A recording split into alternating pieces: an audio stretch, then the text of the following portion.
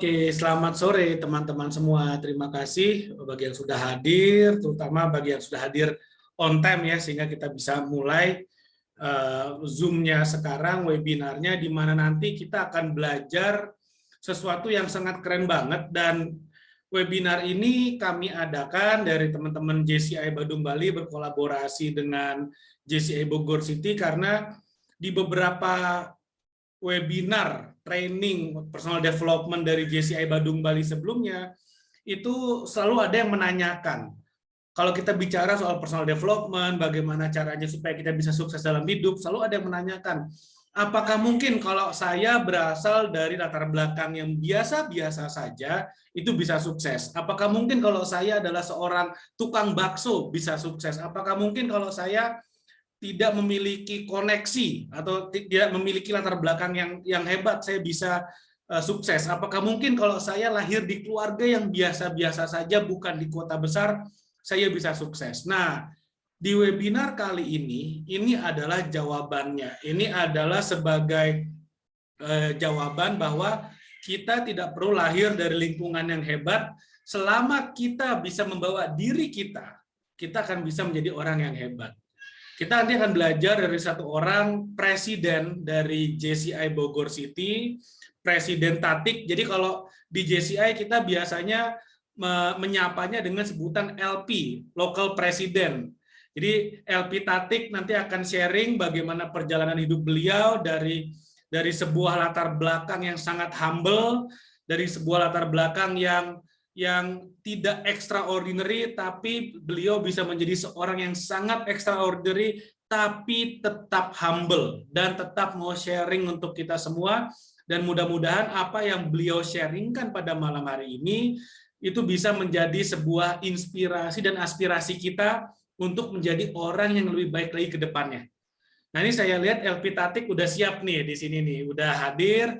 Tapi sebelumnya saya juga mau menyapa dulu teman-teman yang udah hadir di sini, khususnya para member JCI. Saya lihat ada VP Win dari JCI Depok, selamat sore. Ada VP Novi dari JCI Badung Bali, selamat sore. Terima kasih udah hadir. Dan teman-teman yang lain yang saya tidak bisa sebutkan satu persatu.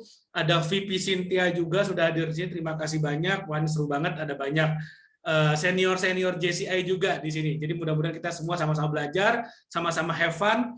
Nanti LP Tatik akan sharing, lalu kemudian kalau ada pertanyaan kita juga bisa tanya jawab puas-puasnya. Kita mulai jam 5 sore, katanya LP Tatik, kita selesai jam 6, tapi jam 6 besok pagi katanya. Oke, tanpa berpanjang lebar silakan LP Tatik. Selamat sore, silakan di-unmute. Halo, selamat sore NVB Gede. Oke, selamat sore. Suara saya jelas NVB? Ya, suara jelas. Mungkin bisa sedikit lebih kencang lagi ya. Oke. Bentar. Halo, udah jelas? Sudah jelas. Thank you. Udah jelas ya? Oke. Selamat sore sebelumnya semuanya, JCI dimanapun berada. Tentu sebenarnya bukan, ini lebih kepada sharing ya NVB ya. Karena kalau misalnya dilihat dari segi pengalaman, experience, ataupun segala pencapaian, tentu teman-teman JCI ataupun hadirin di sini jauh lebih berpengalaman. Mohon maaf apabila ada suara-suara yang sedikit annoying dan sebagainya. Saat ini jujur aja saya masih dalam tadi perjalanan pulang dari habis meeting dengan salah satu direksi untuk yang akan menjadi rekan di perusahaan kami. Oke, sebelumnya makasih juga untuk NVB Gede sudah assign untuk yang sudah arrange juga untuk activity kita pada sore ini NVB Gede ya. Dan kolaborasi dari JCI Bogor City dan JCI Badung Bali serta disupport oleh JCI Depok dan juga oleh JCI West Sumatera. Oke, kalau izinkan saya sharing ya teman-teman. Di sini saya tidak bermaksud untuk menggurui. Saya yakin dan percaya bahwa teman-teman dan setiap orang yang ada di sini tentu memiliki kisah hidup atau historical pengalaman yang berbeda-beda. Tentu setiap orang juga memiliki latar belakang dan mulai titiknya dari mana nih gitu. Dan pada sore ini saya akan izin sharing. Dan harapannya dari sharing saya bisa diambil salah satu hal yang positif. Dan apabila ada hal-hal yang negatif, mohon dimaafkan dan semoga itu bisa menjadi pembelajaran untuk kita semua. Saya izin share screen juga. Untuk sebelumnya, saya adalah dulu lulusan SMK di Jawa Timur ya tepatnya ya. Hanya saja sebentar. Hanya saja waktu slide saya sudah kelihatan yang lebih gede? Kelihatan, aman. Oke. Jadi sekilas tentang cerita saya. Jadi saya adalah lulusan Tata Busana SMK Negeri 1 Kasreman, tepatnya di Jawa Timur. Oke, saya lulus kurang lebih di tahun 2012. Tahun 2012. Setelah itu saya di sini ada kepala sekolah saya ya waktu itu lulus SMK dan ada pembekalan. Seharusnya saya setelah lulus SMK Tata Busana itu mendapatkan masuk beasiswa di UNESA, Universitas Negeri Surabaya. Sorry. Hanya saja karena keterbatasan uang pangkal untuk beasiswa, saya tidak jadi untuk mengambil kuliah di sana. Akhirnya yang di sebelah ada foto rekan saya, yaitu yang berkacamata, itu adalah rekan saya yang membuat saya ada trigger bahwa kalau misalnya saya ada sebuah perubahan dengan beasiswa yang saat itu seperti itu, setidaknya saya harus keluar dari daerah saya, yaitu dari Jawa Timur. Sehingga saya memutuskan untuk merantau ke Jakarta tepatnya. Akhirnya saya lepas untuk yang penawaran beasiswa tadi, padahal waktu itu juga ada penawaran dari universitas yang UNS yang di Jawa Tengah ya, tepatnya di Solo. Tapi karena sekali lagi keterbatasan, yang namanya kalau kita kalau mau beasiswa itu kan kadang ada yang harus kita siapkan buat akomodasi dan sebagainya. Hanya saja karena keterbatasan dan lain hal, akhirnya saya memutuskan untuk pergi ke Jakarta dan merantau, sehingga memasuki join yayasan lah. Ini foto saya waktu masih kurus banget ya. Kalau sekarang sudah melebar, oke. Di situ saya masih kurus banget. Itu adalah tas yang saya pertama kali gunakan saya waktu ke Jakarta. Saya hanya bawa 3 baju, yang mana 1 baju buat dipakai, 1 baju buat dicuci, 1 baju berarti disetrika buat backup besok kalau nggak kering. Saya tiba di stasiun di Terminal Rawamangun waktu itu. Terus akhirnya cari sebuah yayasan lah gitu. Tapi sebenarnya sebelum masuk ke sini itu ada banyak historical sih, kayak sebenarnya saya harus ngikut ke warung Padang karena saya nggak tahu mau kemana, jadi saya harus nebeng mereka buat hidup beberapa hari karena direkomendasikan untuk masuk sebuah yayasan. Nah, ini yayasannya adalah ya di salah satu MOI di daerah Kelapa Gading ya. Yayasannya, terus saya masuk di sana dapat pembinaan. Jadi sebelum kita disalurkan kepada pengguna jasa, ya istilahnya kita dibekali karena salah satu ya memang statusnya memang sebenarnya sebagai asisten rumah tangga, tetapi memang kita dibekali beberapa hal yang harus kita lakukan. Kayak seberapa bersih sih kayak kita ngepel itu hal sepele sih sebenarnya. Tapi dari hal yang diajarkan saya belajar banyak hal. Kayak yang namanya ngepel itu harus kayak gini loh, harus berapa kali digesek biar sampai bersih. Kayak ngelap gelas tuh harus berapa kali dilap sampai bersih, sampai nyucinya, mengeringkan dan sebagainya. Ataupun saat waktu itu juga diamanahkan untuk handle kedua putranya dari pengguna jasa. Jadi dia anaknya ini sekolah di sekolah internasional di Bina Bangsa School, sehingga handle juga untuk pendidikannya ya. Jadi kayak seperti tutor, tapi memang bukan tutor karena memang waktu itu pengguna jasanya lebih mengambil gimana nih buat ngebantu untuk in daily activity dia, untuk mengelola kebersihan dari rumah tangga dia. Sehingga saya akhirnya dapat salah satu pengguna jasa ditempatkan di daerah Pantai Indah Kapuk. Oke, itu saya juga pertama kali ke Jakarta nggak langsung kuliah, karena memang sekali lagi saya niatnya hanya cari uang, tapi saya mencoba mencari peruntungan, siapa tahu nanti bisa kuliah. Akhirnya di bulan September, jadi saya ke Jakarta itu belum menerima ijazah kelulusan. Saya hanya intinya habis ujian kelulusan nih, katanya sih waktu itu dapat juara 1 gitu kan, sekota Madya. Tetapi karena keterbatasan biaya ya udahlah. Lagian juga kalau misalnya kuliah tapi nggak punya uang, besok gimana makannya? Itu adalah pola pikir saya di masa itu. Sehingga saya ya udahlah, intinya saya dapat uang dulu deh, kerja dulu. Karena waktu itu juga family masih ada, harus dibayarkan nih, ada beberapa hutang lah. Ya namanya kalau di desa ya, di daerah gitu, banyak lah yang namanya rentenir seperti itu. Akhirnya di bulan September itu nego-nego sama majikan atau pengguna jasa, saya ingin sambil kuliah. Walaupun memang tentu banyak pertimbangannya ya. Ngapain kamu kuliah? Udah kerja aja, duitnya ditampung. Nanti kamu bisa ngumpulin loh, setahun sekali pulang, duit kamu bisa sekian. Kalau kamu pakai buat kuliah, nanti gimana nih uang kamu sebulan cuma dapat sekian-sekian. Di tahun itu UMR DKI Jakarta kurang lebih 3.700.000. Waktu itu saya pertama kali kerja itu dibayar Rp1.500.000. Dan ternyata kalau yang namanya kita ikut yayasan, itu uangnya saya kira bersih nih. Berarti ketika saya 1 bulan kerja saya akan dapat. Ternyata enggak. Di 3 bulan pertama gaji saya dipotong. Artinya selama 3 bulan saya kerja, saya enggak mendapatkan sebuah pendapatan income. Akhirnya ya mau gimana lagi. Tapi kalau di masa lalu saya menganggapnya itu suatu hal yang kejam. Tetapi makin ke sini saya tahu ya memang kalau ekosistem bisnis ya memang seperti itu ya, NPV gede ya. Oke. Terus akhirnya saya ketemulah salah satu dosen di perkuliahan saya itu, namanya Pak Dedi Bambang Herlambang. Dia juga salah satu dosen juga di Trisakti, dan lain sebagainya, juga salah satu komisaris di beberapa perusahaan TBK juga ya. Dan beliau ini adalah salah satu dosen yang sangat menginspirasi saya dan sangat berdampak bagi saya, kalau menurut saya. Karena ketika dia ngajar, dia bukan hanya memberikan sebuah materi, kayak misalnya diberikan tolong ngajar tentang manajemen, dia cuma fokus ngajar manajemen. Beliau nggak seperti itu. Justru beliau menyampaikan adalah hal-hal yang motivasi. Karena jujur saja waktu itu di kampus saat saya kuliah, itu memang beberapa di antaranya adalah orang-orang yang memiliki latar belakang seperti saya, yang ada yang sebagai babysitter, ada yang governess, ada yang seperti saya juga. Jadi memang sebenarnya yang kita butuhkan di sana ketika kita meluangkan waktu adalah gimana nih bisa dapat suntikan energi positif sehingga kita kembalinya bekerja nanti bisa memberikan trigger ya buat nggak putus asa dan lain sebagainya. Dan akhirnya waktu itu saya juga sempat mengikuti seleksi di Meridiana Kampus Ambassador. Itu adalah suatu hal yang gambling menurut saya yang pernah saya coba lakukan.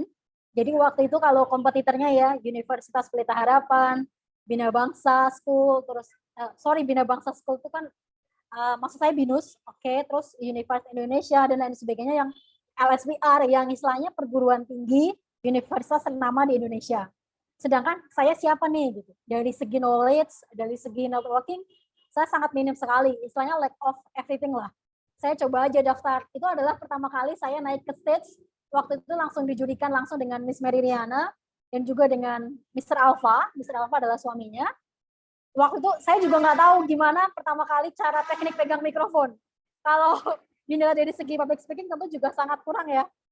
Tentu yang gede jauh lebih jago lah mengenai hal itu.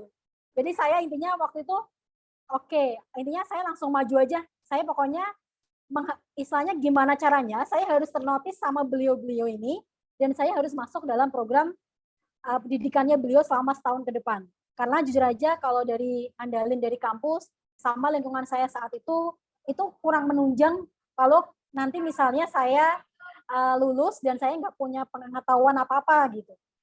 Akhirnya waktu itu juga join, terus ikut-ikut beliau gitu kan. Beliau kan juga ada program yang sebenarnya lebih edukasi kepada sekolah-sekolah di Jabodetabek. Setelah itu, ini untuk perjalanan sekilas saya di GCI, jadi kalau untuk yang setelah join di sana, dan kerja di tempat yang tadi pengguna jasa, kurang lebih saya itu menempuh sampai di semester 4 atau di awal semester 5. Karena menurut saya harus menabung buat saving budget ya, Karena ketika nanti saya resign dari sana dan saya mendapatkan pekerjaan yang lain nih, yang istilahnya buat menunjang karir saya selanjutnya, tentu saya punya banyak pertimbangan, yang mana saya harus mengalokasikan gaji saya tiap bulan untuk kebutuhan dari segi buat kos, buat transport, buat makan, dan lain sebagainya. Tentu hal tersebut berbeda dengan ketika saya masih ikut dengan pengguna jasa yang semuanya di cover, baik dari segi makan, tempat tinggal, transport, dan lain sebagainya. Dari situlah saya akhirnya mencoba peruntungan untuk, setelah resign itu saya mencoba peruntungan untuk masuk ke salah satu corporate. Karena saya tidak memiliki basis pengalaman sebagai staff gitu ya, akhirnya saya meng-apply sebagai bagian di office boy waktu itu. Oke, karena di office boy, tetapi karena dari pihak direksinya itu melihat bahwa sebenarnya saya cocok loh kalau misalnya dicoba ditempatkan di resepsionis. Walaupun waktu itu ya memang nggak beda jauh dengan gaji saya saat di pengguna jasa terakhir.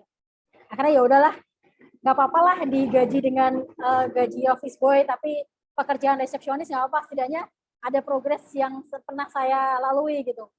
di resepsionis itu ternyata kayak jenuh ya, karena kita nunggu telepon. Kalau teleponnya ada, berarti kita bisa kerja. Tapi kalau teleponnya nggak ada, ya kayak main handphone doang, kayak jenuh.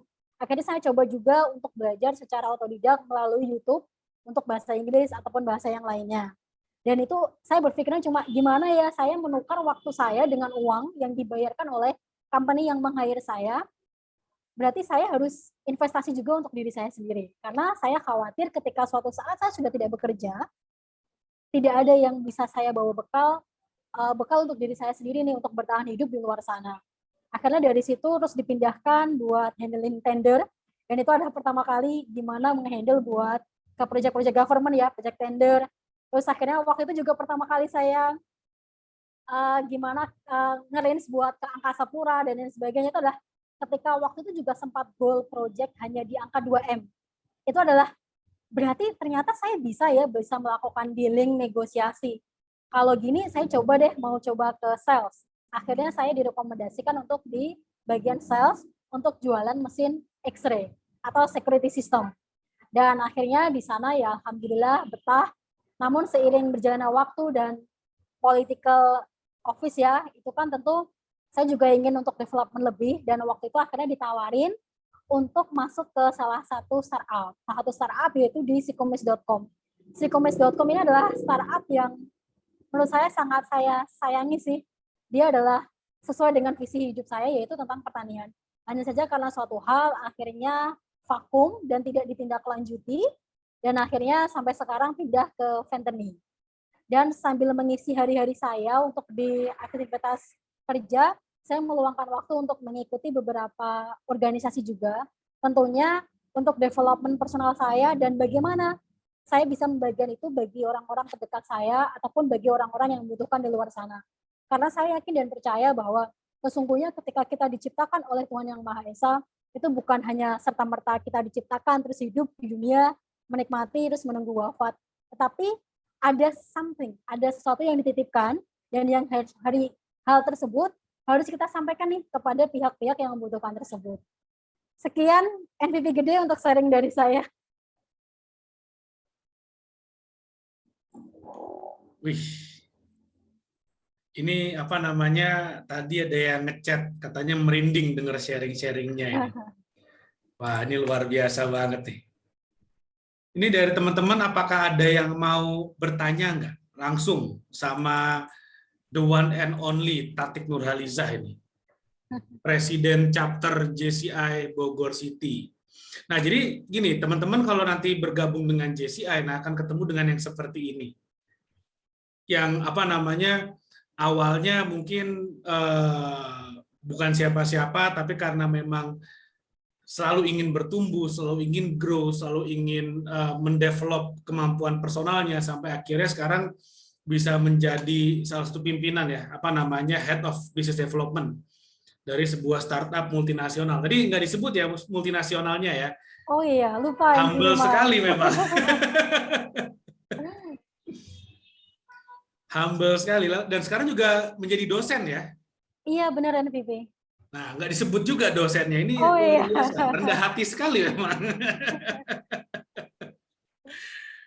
Jadi sekarang ini kegiatannya adalah Head of Business Development dari sebuah startup multinasional. Lalu kemudian di saat yang sama menjadi dosen di sebuah kampus di Jakarta. Lalu kemudian di saat yang sama menjadi Presiden Chapter JCI Bogor City. Gimana cara manage-nya itu, LB? Baik, siapa yang MVP gede? Pertanyaan sangat luar biasa sekali ya. Oke. Jadi kalau untuk manage-nya gimana, sebenarnya tergantung dari kita ya. Jadi hal mana dulu nih yang mau kita prioritaskan. Kalau sebagai Head of Business Development di salah satu startup, sebenarnya PMA sih, MVP gede. PMA itu penanaman modal asing ya? Iya, sebenarnya kita emang milik asing juga memang. Dan kalau untuk dikerjakan tentunya dari Senin sampai Jumat. Artinya, berarti di office hour aja lah saya kerja di sana. Selain jam itu saya masih kosong. Di jam-jam kosong itulah saya gunakan untuk organisasi ataupun hal yang lain. Oh, wow. Jadi kalau untuk di Sabtu Minggu kan kosong juga nih. Kayaknya ada hal yang kurang deh. Kalau Senin sampai Jumat kerja, Sabtu Minggunya masih kosong. malamnya juga kosong kalau bingung di tempat tinggal, satu pulang kerja juga galau ya. Galau, buka sosmed juga kadang galau lagi, ya kan? Daripada galau, ya udahlah gimana caranya nih cari ekosistem ataupun komunitas yang bisa bantu buat kita semakin tetap stay positif gitu. Karena menurut saya yang namanya habit ataupun pola pikir ya, itu tergantung dari lingkungan kita sih. Sama kalau misalnya kadang kan ada nih yang kayak sedih, akhirnya kita ikut sedih gitu. Dan saya nggak mau nih, saya terbawa dengan hal-hal yang sedih. Menurut saya oke, itu sedih, itu di masa lalu, tetapi di masa sekarang gimana saya fokus untuk tetap happy, karena jujur aja ya kalau misalnya ngomongin hakikat tentang kehidupan, hakikat kehidupan, tentu yang namanya kita hidup 1 kali 24 jam, tapi kita nggak bisa ngejamin nih apakah besok kita masih ada atau enggak. Berkenaan dengan hal itu saya pengennya tetap fokus nih, gimana saya tetap 1 kali 24 jam happy terus gitu. Akhirnya alokasikanlah, salah satunya ditawarin jadi dosen gitu kan, ya udahlah ngajar, oke. Sama dari jadi dosen itu pun, wah ternyata ada loh hal lain yang memang latar belakangnya garis startnya beda dengan saya, tapi mirip-mirip lah gitu. Dengan kejadian yang mirip-mirip itu, gimana ya caranya biar mahasiswa-mahasiswa itu yang galau, sedih gitu kan, dia tetap semangat nih, bahwa dia tetap bisa fokus, masih banyak loh kesempatan yang bisa dia lakukan. Walaupun pada akhirnya di ujung nanti dia nggak akan bisa sesukses pemilik Gojek misalnya, tentu setidaknya dia sudah mencoba melakukan hal terbaik yang dia pernah lakukan gitu. Sama kadang butuh disentuh sih orang-orang yang seperti itu. Terutama dulu saya ya, dan saya sampai sekarang masih setidaknya happy walaupun kadang juga sedih, itu normal ya, dan tetap mau berjuang gitu. Tentu itu nggak lepas dari pihak orang-orang yang ada di sekeliling saya, termasuk teman-teman dari Junior Chamber Internasional gitu. Karena menurut saya JCI itu adalah salah satu organisasi yang masuk dalam kategori prioritas dalam hidup saya ya, karena track record-nya dan historical impactful-nya bagi saya itu sangat positif sekali. Dan saya butuh nih orang-orang di luar sana, saya yakin ketika mereka tahu bahwa di Indonesia tuh ada JCI yang sekeren gini loh brotherhood-nya, sepositif ini loh vibes-nya, mereka akan bisa solve problem-problem yang mereka hadapi. Dan dengan adanya JCI, harapannya nanti ke depannya bisa ada organisasi-organisasi lainnya gitu. Misalnya organisasi A, organisasi B, atau komunitas kuliner, komunitas apa gitu. Jadi bukan yang hanya ngomongin tentang cuan, tapi gimana tetap harus berdampak dan merangkul. Karena sesungguhnya kadang jiwa seseorang, dia mungkin covernya happy, tetapi ketika diselami lebih dalam lagi, dia sesungguhnya dalam keadaan yang tidak baik-baik aja, atau istilahnya dia rapuh ya. Dan dari situlah saya gimana ya caranya selama saya hidup, setidaknya kalau misalnya saya nggak bisa memberikan manfaat ke banyak orang, setidaknya 1-2 orang yang dekat dengan saya, setidaknya dia merasakan bahwa saya itu membawa perubahan yang positif bagi dia. Kalaupun dia akhirnya tidak berubah ke hal positif, itu tidak masalah. Tetapi setidaknya saya sudah melakukan hal itu, dan saya ingin mengajak mereka tetap fight gitu loh. Mereka tidak galau, dan mereka tetap bisa manage waktunya dengan sebaik mungkin. Ketika mereka kerja ataupun sibuk kuliah saja dengan skripsinya, mereka bisa loh sambil in paralel itu ngerjain yang lainnya gitu. Jadi nggak menyerah dengan keadaan gitu. Gitu NVP. Aduh jadi curcol ya NVP, sorry ya. Wih, sebenarnya ini yang dibutuhkan oleh kita semua yang ada di sini, karena ini true story ya, LP Tatik ya. Ada yang bilang loh kemarin, jadi gini, kemarin tuh kita baru sama-sama dari Bali ya, minggu lalu ya, kita ada sebuah acara dan beberapa member JCI itu pada ke Bali dari beberapa daerah. Dan ada satu member yang bilang ke saya, ini LP Tatik ini sebenarnya siapa sih? Kok deket sama dia tuh adem rasanya. Ada yang ngomong kayak gitu loh, LP loh. Beneran. Ada yang, wah, saya juga nggak tahu sebenarnya dia siapa. Mungkin kalau dibuka itu mungkin orang yang spiritualnya tinggi mungkin. Nah, ini saya sebelumnya mau nyapa juga ya, ada LP Edwin, presiden dari JCI Badung Bali. Terima kasih bro udah hadir. Ada VP Anggun, yang sudah hadir juga dari JCI Fame. Ada VP Dahlan, JCI Depok, dan ada PNP Marisna, pas nasional Presiden JCI Indonesia tahun 2019. Oke, selamat sore, selamat malam PNP Marisna, terima kasih sudah hadir. Lalu ini ada Dea, cuma saya nggak tahu ini MVP Dea atau SG-nya Jakarta Dea, mungkin bisa diperjelas dari chapter mana, jadi lebih enak menyapanya. Oke, nah LP Tatik, ini ada yang nanya nih dari Ayu. Izin bertanya, kalau gabung JCI berarti menurut domisili ya Kak? Kalau posisi di luar negeri gimana ya? Oh, SG Dea dari Jakarta. Halo, Mbak Dea, gimana kabar? Oke, jadi ini ada yang bertanya nih buat LP Tati nih. Kalau gabung JCI atau nanyanya ke saya ya berarti ya.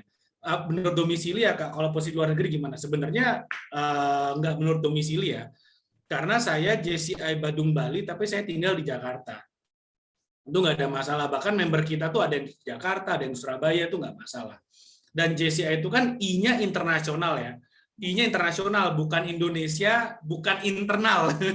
Jadi kita bergabung di chapter manapun, kita bisa ikutan di kegiatan seluruh chapter JCI sedunia. Jadi misalnya Ayu di sini bergabung dan tinggalnya di luar negeri, misalnya di Jepang gitu ya contoh. Lalu kemudian bergabung dengan JCI Bogor City misalnya bareng LP Tatik. Lalu kemudian pas lagi jalan-jalan ke Dubai ini ada JCI Dubai mau ikutan kegiatannya bisa, nggak ada masalah. Jadi kita adalah I-nya benar-benar internasional.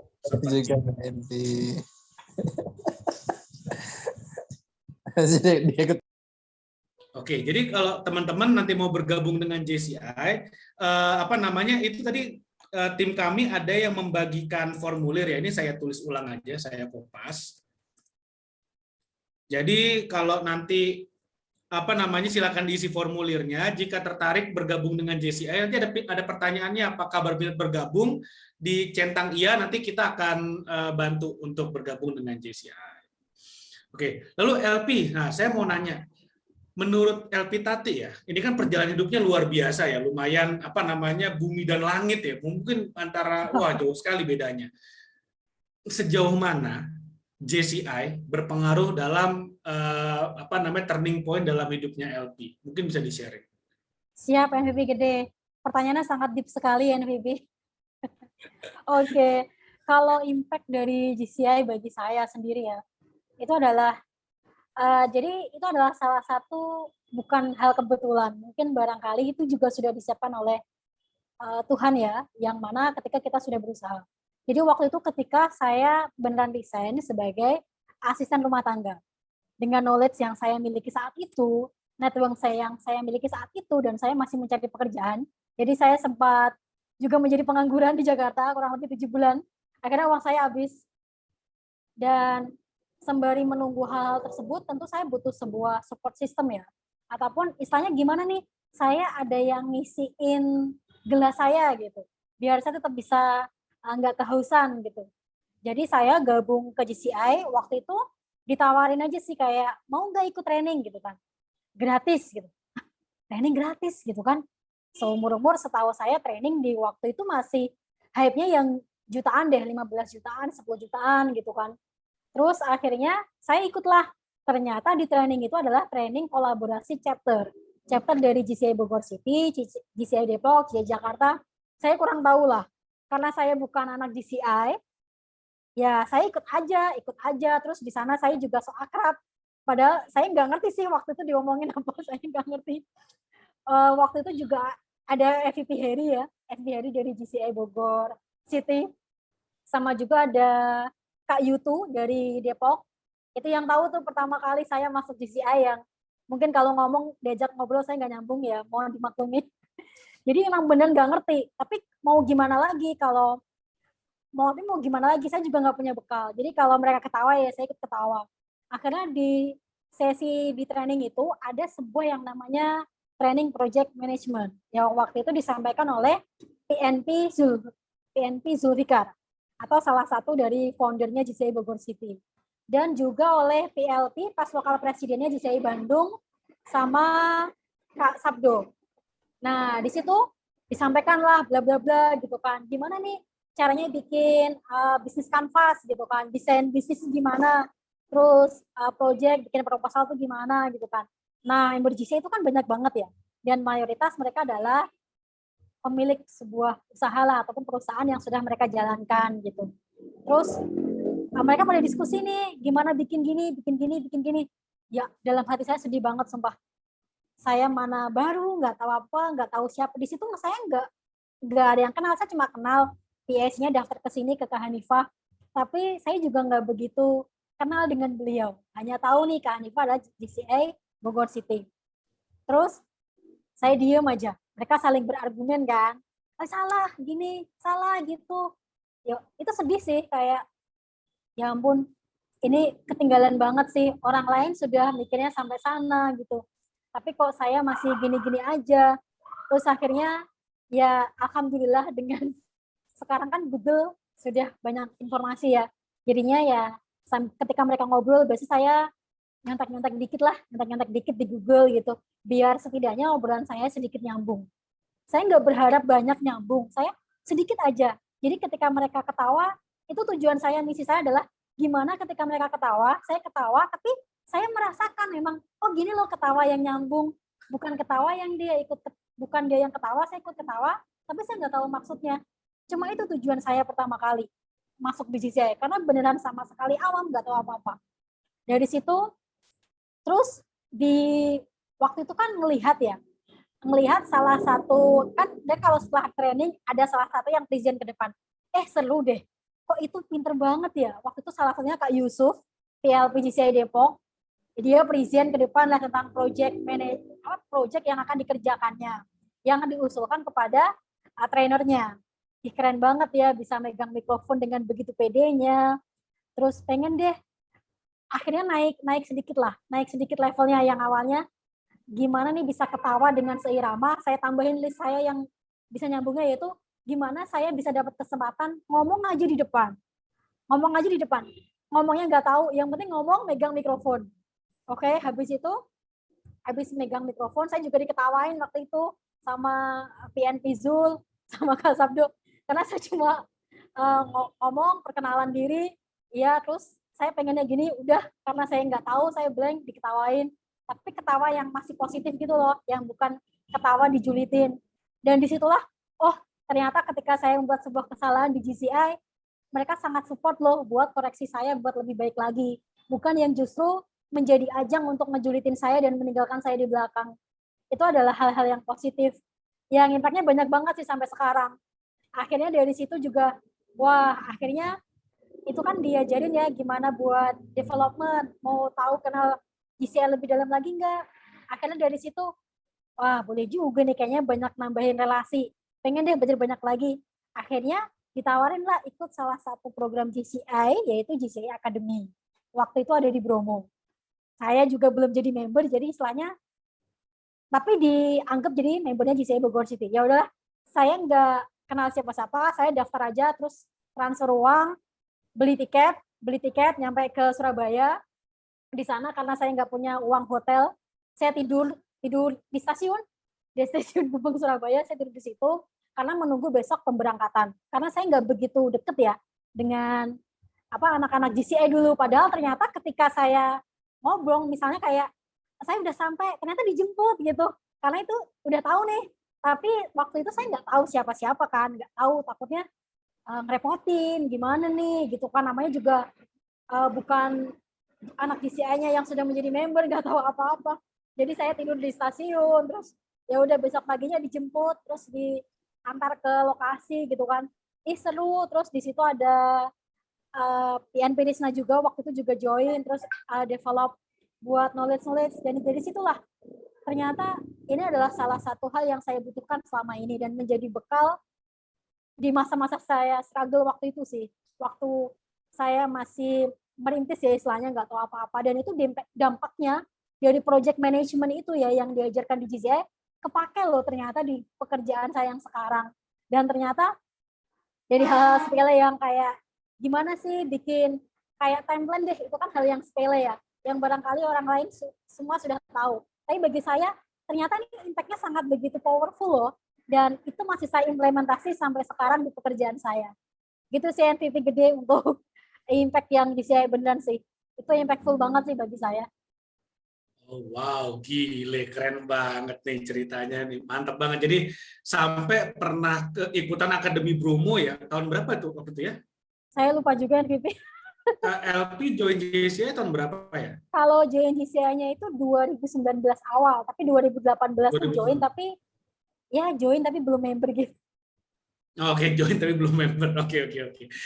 By the way, ini ada saya mau nyapa nih, ada satu petinggi lagi nih, senior juga dari JCI Depok, DLP, Deputi Lokal Presiden JCI Depok, TC.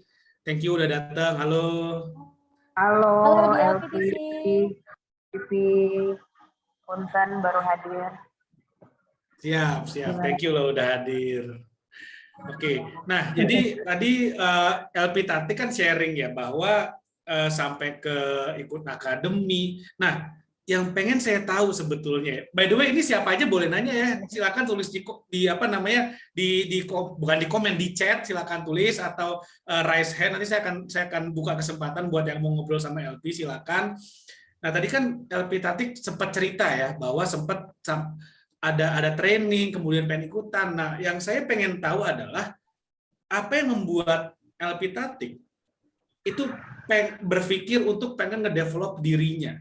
Banyak banget loh orang di luar sana ingin sukses, udah dikasih tahu kamu harus develop dirimu, tapi nggak dilakukan. Tapi kenapa seorang Tatik Nurhalisa ini mau berpikir, oke, saya harus develop diri saya, ada ajakan training, saya ikut. Bahkan dari tinggal di Jakarta, training ke Bromo, ke Jawa Timur, sikat. Apa yang ada di pikirannya pada waktu itu? Oke, terima kasih MVP untuk pertanyaannya. Aduh, luar biasa sekali sih ya. Sebenarnya kenapa sih mau repot-repot ngambil apa istilahnya buat develop diri gitu ya? Karena saya menyadari sekali bahwa saya itu nggak tahu apa-apa. Itu sih. Saya nggak tahu apa-apa dan saya yakin ketika saya memiliki setidaknya knowledge ya atau pengetahuan yang ada di luar sana, ketika saya bisa mendapatkan pengetahuan itu, saya sangat meyakini sekali dalam diri saya itu akan menjadi bekal saya. Misalnya training tentang project management. Kalau waktu itu saya sebagai masih di office boy tentu nggak relevan ya. Tapi ternyata manfaatnya baru setelah beberapa tahun kemudian. Waktu itu saya ngikut aja GCA, adain apa, saya ikut aja. Itu ya gimana caranya saya buat nggak ketinggalan nih sama yang lain. Setidaknya kalau misalnya dari segi keuangan saya kurang, misalnya kayak gitu, atau dari segi network saya kurang, saya nggak punya orang dalam dan lain sebagainya. Tapi gimana caranya agar saya dari segi pengetahuannya saya nggak kalah jauh dengan mereka. Karena memang benar bahwa sekarang itu kan teknologi semakin canggih, informasi bisa didapatkan di mana saja ya. Tapi informasi-informasi yang beredar itu belum tentu valid kebenarannya. Dan tentu dengan yang namanya training ataupun development skill yang secara course ataupun secara yang benar di-assign tersendiri ya, yang tailor-made gitu ya, itu tentu akan peruntukannya berbeda. Peruntukannya berbeda dan itu sangat jarang sekali informasi tersebut ada di Google misalnya. Kalau sekarang kan sudah mulai booming ya di YouTube. Tapi sebagian besar itu hanya yang disampaikan hanya bagian kulit-kulitnya saja. Kalau kita mau cari isinya nih, mau gimana nih, ya mau nggak mau memang kita harus mengeluarkan atau investasi keuangan kita di sana untuk mengikuti salah satu training.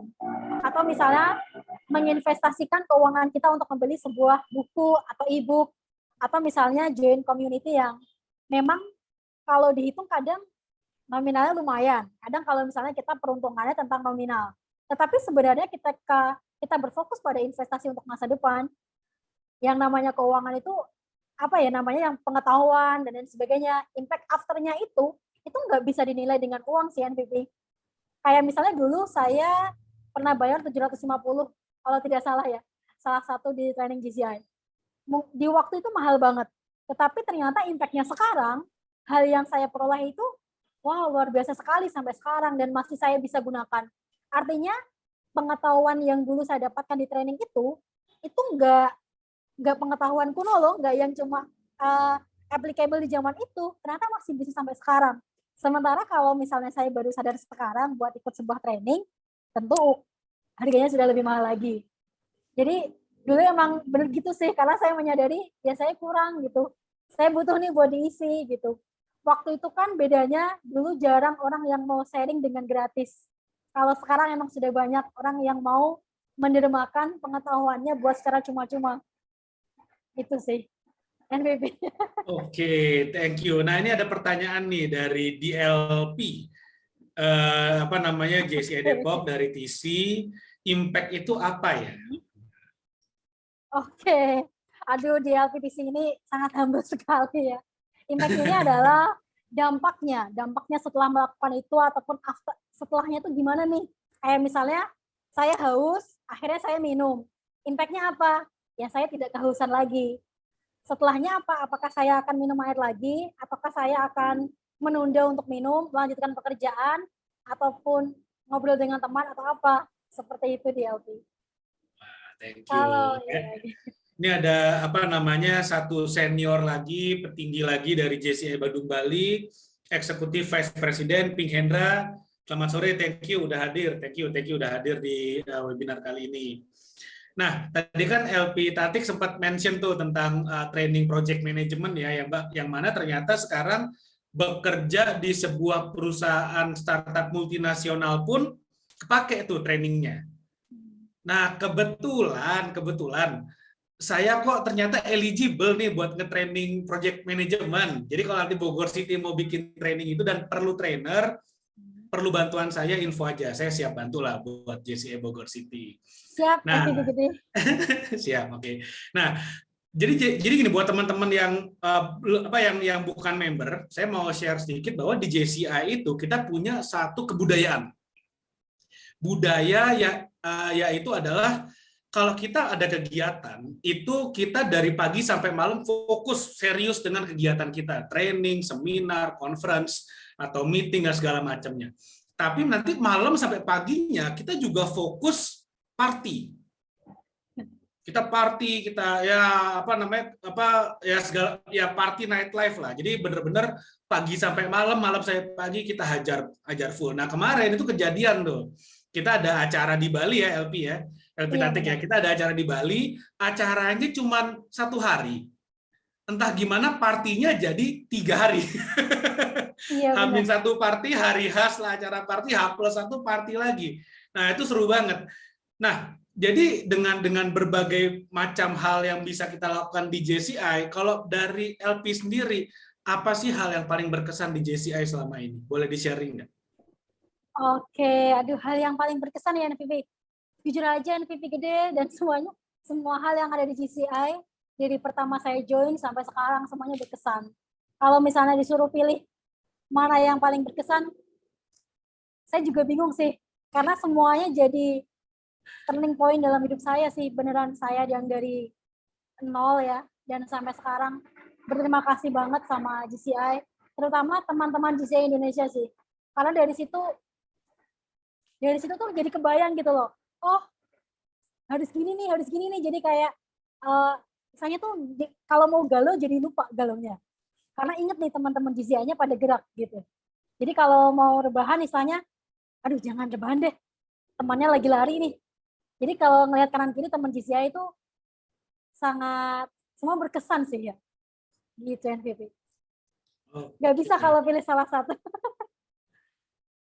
Mungkin ini satu pertanyaan terakhir dari saya, karena kalau dengan LP Tatik mah sebenarnya akses buat saya gampang aja ya, saya WhatsApp kapanpun pasti dibalas sih sama LP Tatik.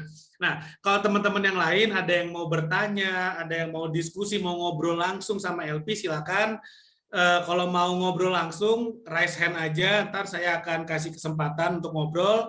Kalau mau tanya juga boleh, kalau mau by chatting, nggak mau ngobrol langsung, silakan ditulis aja di chat, nanti bisa kita bacakan pertanyaannya. Nah, pertanyaan dari saya, LP ini kan seorang yang selalu ingin memberikan dampak positif ya, selalu ingin memberikan impact ya, seperti yang tadi LP bilang nih. Apakah tahun depan akan maju ke National Vice President? Aduh, pertanyaannya visioner banget kan. Nah, sebenarnya itu udah pertanyaan lanjutannya sesuai dengan yang tadi LP bilang. Saya pengen tahu juga 5 tahun ke depan LP Tatik ini ingin menjadi seperti apa sih? Nah, that's my last questions for you. Thank you. Oke.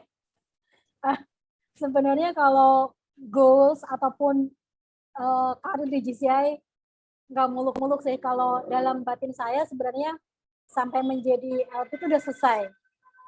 Tapi kalau dengar pesannya MVP gede ya, sayang nih, kenapa nggak maju lagi gitu.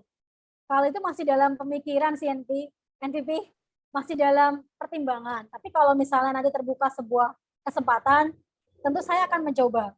Masalah nanti saya diterima ataupun tidak, urusan belakangan, setidaknya saya coba dulu nih mengikuti jejaknya dari MVP gede.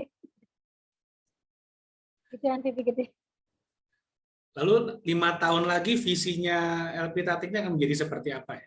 Kalau 5 tahun lagi ya, 5 tahun lagi pengennya tentu sudah berkeluarga ya, keluarga dan inginnya pensiun dini sebenarnya saya. Sebenarnya Jadi seperti kalau itu. mau pensiun dini itu harus punya passive income melebihi biaya hidup kan seperti itu. Iya benar. Nah, silakan di description video ini ada link ebook gratis bisa di-download. Kalau saya ngevlog biasanya kayak gitu ngomongnya soalnya. Siap, mantap, mantap, mantap, mantap. Ini thank you banget loh. Apa namanya sharing-sharingnya. Ini ada pertanyaan dari Ayu lagi. Berarti ada kategori member sama yang belum. Yes, ada. Jadi untuk event ini memang kita buka untuk publik, siapa saja boleh ikutan. Kalau jadi member, apa bedanya dengan non-member? Bedanya adalah kalau kita jadi member, itu kita punya kesempatan untuk langsung bernetworking dengan teman-teman ya, seperti LP Tatik ini, yang memiliki drive dan memiliki visi yang sangat luar biasa dalam hidupnya. Jadi bayangin aja, kita dalam satu komunitas, dalam satu grup WhatsApp, itu kita akan bergaul dengan banyak orang-orang yang udah sukses. Dan itu ada dalam grup WhatsApp kita, dalam genggaman handphone kita. Itu artinya apa? Kita bisa kontak mereka kapan aja. Itulah bedanya kalau menjadi member. Dan JCI itu adalah sebuah komunitas internasional yang memiliki misi untuk memberikan kesempatan untuk mendevelop diri kita supaya kita bisa memberikan impact positif untuk masyarakat. Jadi kalau bergabung dengan JCI itu banyak banget benefitnya. Jadi anggap aja ini seperti kita berinvestasi ke diri kita dan ke network kita ya, seperti itu. Jadi nanti kalau mau bergabung dengan JCI silakan diisi di formulirnya. Nanti ada pertanyaan apakah ingin bergabung dengan komunitas kami, nanti bisa dipilih ya, nanti kita akan bantu. Nah, ini ada pertanyaan LP dari Evi Piping. Apa sacrifice besar yang Anda lakukan ketika Anda sedang mengejar kehidupan atau kesuksesan? Silakan. Masya Allah pertanyaannya. Di banget. Kalau untuk sacrifice, sebenarnya saya memahaminya bukan sebuah penderitaan ataupun sebuah pengorbanan gitu enggak ya. Emang saya jalani aja. Ya udah kayak air mengalir. Tapi gimana saya nggak kesasar lah. Jangan sampai air yang ngalir tapi nggak tahu arah gitu. Kalau waktu itu sempat juga ya, yang tadi saya sampaikan juga, sempat juga 7 bulan saya jadi pengangguran, tapi harus nanggung biaya kosan, terus harus bayar biaya kuliah, terus juga waktu itu beneran ngalamin yang makan nasi sama garam. Tapi aslinya enak tau ternyata. Jadi ternyata kalau nasi sama garam gitu itu pernah sih. Dan ternyata kalau nasi ya istilahnya dibuat bubur ya, dikasih masako, ternyata tuh lezat. Dan kadang kalau misalnya sampai sekarang pun ketika saya di akhir weekend ataupun di akhir bulan ya habis gajian gitu, biasakan kalau orang makannya yang enak-enak gitu ya, treat dirinya sendiri. Tapi yang saya lakukan sampai sekarang, saya bikin itu lagi. Nasi dimasak di rice cooker, dikasih masako, udah gitu aja. Jadi di hari habis gajian, besoknya saya makan gitu aja. Biar saya ingat bahwa dulu saya pernah di posisi ini, itu lebih dari 3 bulanan saya. Karena gaji di office boy waktu itu cuma berapa ya? Di under UMR DKI Jakarta itu pokoknya cuma habis ya bayar kuliah, nyicil semesteran, terus biaya transport, terus biaya kosan, pokoknya tuh hutang. Jadi tiap kalau mau gajian saya tuh harus kasbon. Dan kalau kasbon ke finance di tempat saya kerja dulu sedih sih, kayak nggak boleh, padahal kalau kasbon itu kan istilahnya yang saya ngambil gaji yang mana hari saya bekerja berapa hari sekian gitu yang saya ambil. Kayak butuh 100.000 doang deh buat biaya hidup saya seminggu ke depan sampai gajian gitu. Itu tuh sampai susah gitu. Dan ya udah palingan yang hal-hal kayak gitu yang sampai sekarang terkenang sih. Jadi kalau gajian biar saya nggak lupa sama diri saya dulu ya. Ya saya harus menjalani hal itu dan rasanya sangat nikmat. mungkin kalau teman-teman yang nggak terbiasa kayak aneh ya nasinya pakai masako doang gitu, nggak pakai lauk, nggak pakai apa, minumnya air putih. Tapi ketika disyukuri gitu ya dan kitanya bahagia menerimanya dengan hikmat gitu, dengan rasa syukur yang besar banget kepada Tuhan Yang Maha Esa, dengan menu yang sederhana itu rasanya sangat nikmat sekali sih menurut saya, mengalahkan restoran yang bintang 5 gitu. Seperti itu NPP. Wow, deep banget. Nasi plus masako masuk di rice cooker itu lebih enak daripada restoran bintang 5 karena itu hasil keringat kita gitu ya. Yeah. Dengan gaji di bawah UMR masih bisa buat bayar uang kuliah dan segala macam, itu keren banget sih. Ini berapa kali saya bilang nih ke teman-teman dari Badung Bali ya. Kalau misalnya orang-orang seperti LP Tatik ini, kita nggak usah bilang setengah orang Indonesia deh. 1% aja Indonesia mobil udah terbang. Kita udah nggak naik mobil yang di darat lagi, mobil kita udah terbang nih. Kalau 1% orang Indonesia punya mindset seperti ini, Indonesia akan jadi negara majunya terlalu jauh kayaknya. Ini keren banget sih. Sangat-sangat inspiring banget sih menurut saya. Oke, mungkin karena sekarang waktu sudah menunjukkan jam 6 sore ya, LP ya. Mungkin sambil menutup perbincangan, saya mau mengingatkan lagi, nanti silakan diisi formulirnya yang ada di kolom chat, karena nanti akan ada e-sertifikat dan recording. Recording dari webinar ini akan kita kirimkan buat semua yang mengisi formulirnya. Dan kalau nanti mau bergabung dengan JCI, itu ada pertanyaan, apakah berminat bergabung, nanti silakan dicentang iya. Nanti kita akan bantu, nanti dari tim kita akan bantu, seperti itu. Penutup dari LP Tatik, buat teman-teman di luar sana yang ingin maju, meskipun dengan latar belakang atau kondisi hidup saat ini yang mungkin sedang di bawah deh, saya bilang.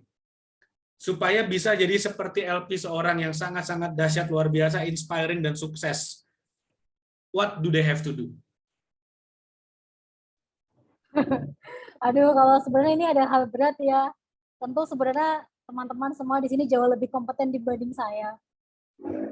Tapi kalau misalnya diminta sharing ya NPP, salah satu pesan saya bagi teman-teman yang di luar sana yang saat ini sedang atau yang belum baik-baik saja. Sekali lagi saya katakan, bagi teman-teman yang saat ini belum baik-baik saja, selalu tekankan dalam diri teman-teman semua bahwa hidup itu adalah soal kepercayaan.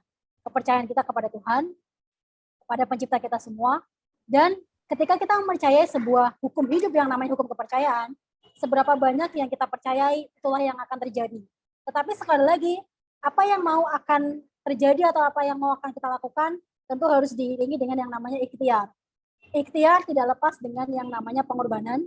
Jadi, jangan gampang menyerah, ikhtiarkan dengan hal-hal yang positif, tentunya hal-hal yang halal, dan selalu libatkan Tuhan, yaitu Allah Subhanahu wa Ta'ala, pencipta kita. Karena kalau tanpa yang di atas, kita juga bukan siapa-siapa, dan tentunya juga kita harus selalu ingat siapa saja teman-teman yang sudah memberikan impact kepada kita. Baik itu impact positif ataupun impact negatif. Karena dua hal tersebut selalu memberikan hal-hal yang berguna untuk perjalanan kehidupan kita. Sekali lagi, mau teman-teman bertemu dengan orang yang negatif, perangainya kepada kita, jangan diambil hati, tapi jadikan itu pelajaran dan tetap fokus untuk kemajuan diri kita sendiri. Dan tentunya bagaimana kita bisa sharing hal tersebut kepada orang-orang di sekitar kita yang membutuhkan. Dan bagi teman-teman yang mau mendapatkan ekosistem yang positif, jangan lupa gabung GCI. Apalagi kalau GCI Badung Bali, GCI Depok gitu ya. Gitu yang pesan saya. Siap. Oh, thank you, luar biasa. Dan jangan lupa Bogor City juga chapter yang mantap luar biasa, karena kalau gabung di Bogor City, itu nanti kita akan dipimpin oleh LP Tatik Nurhalisah yang sangat-sangat inspiratif, sangat luar biasa, passion dan drive-nya nih kalau menurut EVP Pink Hendra nih. Oke, mungkin itu ya yang bisa kita sharing. Jadi nanti kalau teman-teman ingin diskusi lagi dengan LP Tatik atau mungkin dengan teman-teman JCI yang lainnya, silakan bergabung dengan komunitas Junior Chamber Internasional, karena akan ada banyak banget event-event di mana kita akan sering ketemu, bisa saling diskusi, saling tukar pikiran, dan tentu saja sangat-sangat positif. Dan seperti yang saya sudah katakan juga, di JCI itu ada budaya kita pagi sampai malam adalah bekerja fokus dengan training, conference, meeting segala macam, malam sampai pagi fokus kita adalah party. Nah, jadi seru banget. Oke, terima kasih banyak bagi teman-teman semuanya. Terima kasih banyak untuk yang sudah hadir dan sudah mengikuti webinar ini. Sampai ketemu lagi di acara berikutnya dari JCI. Dan selamat malam, semoga sukses dan sehat selalu dimanapun kita berada.